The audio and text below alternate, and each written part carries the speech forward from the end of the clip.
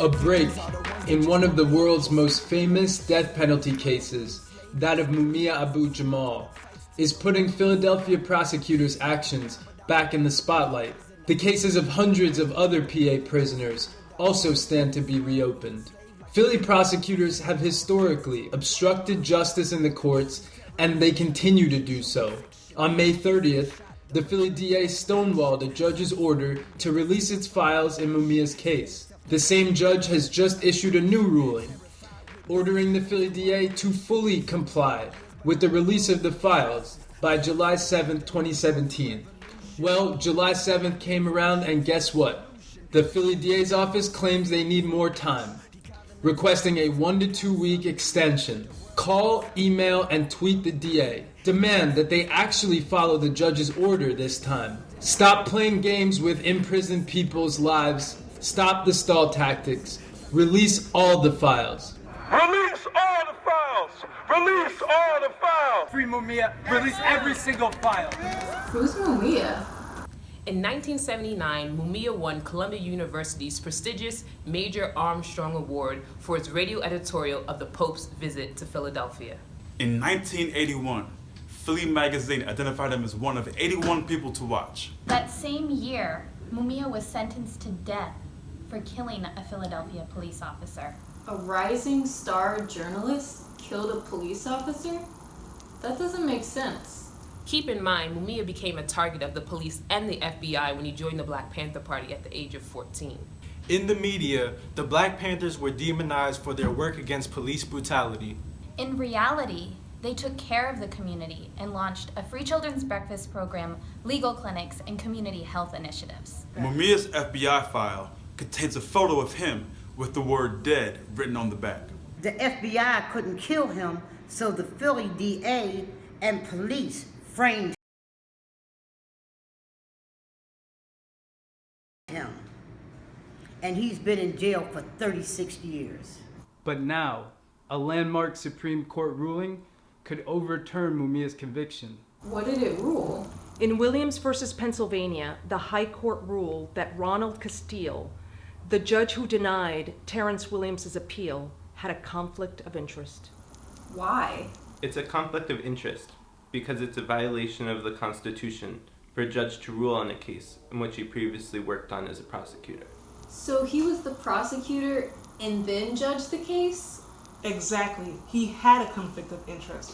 Judge Castille should have recused himself from that appeal case, but he didn't. So what does this have to do with Mumia? The same conflict of interest violation in the Williams case surfaces in Mumia's case and involves the same judge. Ronald Castille was a prosecutor in Mumia's case and later a judge on the Pennsylvania Supreme Court. He reviewed and denied Mumia's appeal. Wait, there's more. Castille was funded and named Man of the Year by the Fraternal Order of Police, the organization most invested in Mumia's conviction and execution. Oh, no conflict of interest there. Not only was the judge bought off by the police, so was the DA. But now, for the first time in years, there is an opportunity to bring Mumia home. Really? How?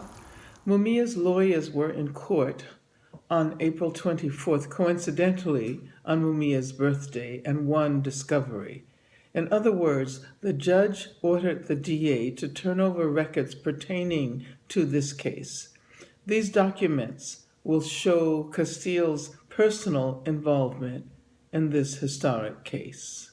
Only one thing stands in the way of those records seeing the light of day: the notoriously corrupt Philly DA's office.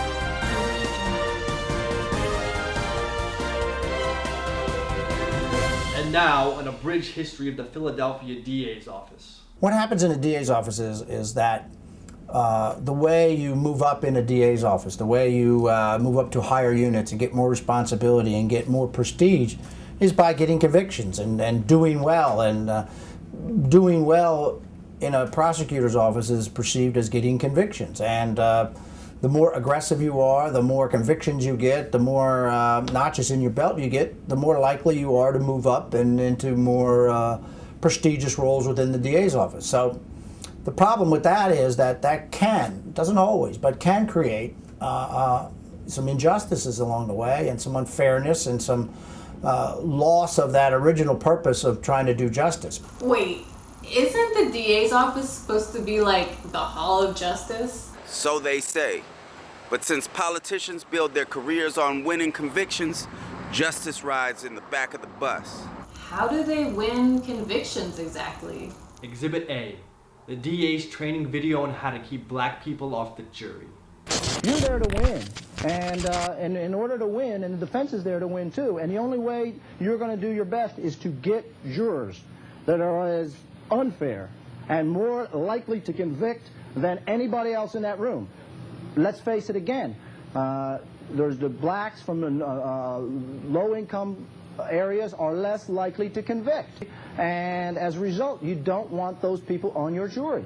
And it may appear as if you're being racist or whatnot, but again, you're just being realistic. You're just trying to win the case. That's fucked up. The suppression of evidence is another way the DA gets convictions, and it's a systemic practice. For example, Terry Williams was 18 years old when he was sentenced to death for the murder of a man who raped him repeatedly when he was a boy. A fact that the DA managed to hide for 28 years. In Mumia's case, there was a fourth person at the crime scene, but the prosecutor hid that fact from the defense and the jury. But wait, isn't the DA's office supposed to be turning records over right now in Mumia's case? What's to stop them from just putting everything through the shredder? Philadelphia has the distinction of having more juvenile lifers sent to prison as juveniles for life than any other jurisdiction on the planet Earth. It is not used in most of the world, but it is used here in the cradle of the Constitution of the United States. If the corporate media's job is to sell fear, conflict, and ignorance, yours is to show courage amidst adversity, cooperation, community, complexity, and the sheer genius and brilliance that exists in all of humanity. It's up to us. It is up to us. It's up to us. It's up to us to pressure the DA's office to release all of the files in this case. Release all of the files. Release all the files. Release all the files in this case.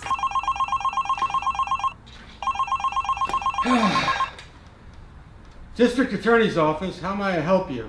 Yes, good afternoon. My name is Jennifer Green.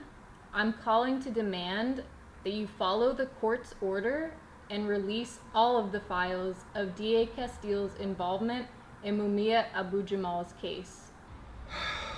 The Abu Jamal files? Ma'am, we released those on May 30th.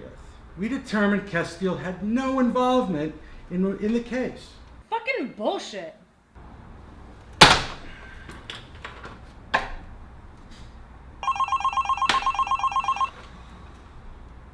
DA's office.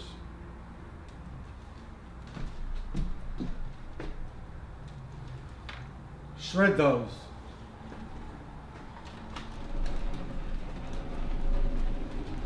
The DA didn't even try to follow the court order. Telling the DA to release the records in good faith is like telling the police to police themselves. It's like asking the goat to watch the lettuce. The DA had over a month to do a focused search for memos, internal notes, and press statements. But like a shady student, it copied and pasted from Google publicly available files at the last minute and turned that into the judge. So we're here because Mumia Abu Jamal, a former Black Panther, the most famous prisoner in the world from Philadelphia, was wrongfully accused of killing a white police officer.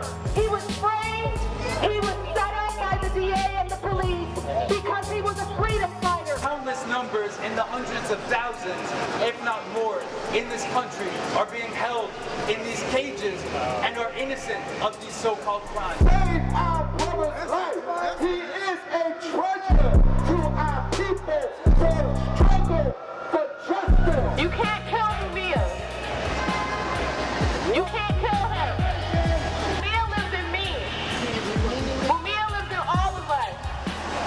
Mumia is that piece of you telling yourself that the way that shit is going is not okay. And I need to stand up for it. If the DA was committed to justice, they wouldn't be hiding the files. But they know Castille was involved in Mumia's prosecution. So, we're not asking, we're demanding. Release all the files. Release the files. Release all the files. Release the files. And free them all. Free them all. They gonna learn today. When he ran for judge, Castille bragged about all of the high-profile cases he had prosecuted, including the 45 people he sent to death row. The DA's office is obstructing justice. They're not going to follow the law unless the public is watching. Call, email, or tweet the DA's office and demand that they follow through on Judge Tucker's order and release all of the files in Mumia's case. The people have a right to know. And tell them that the days of convictions over justice are numbered. It's time to bring Mumia home.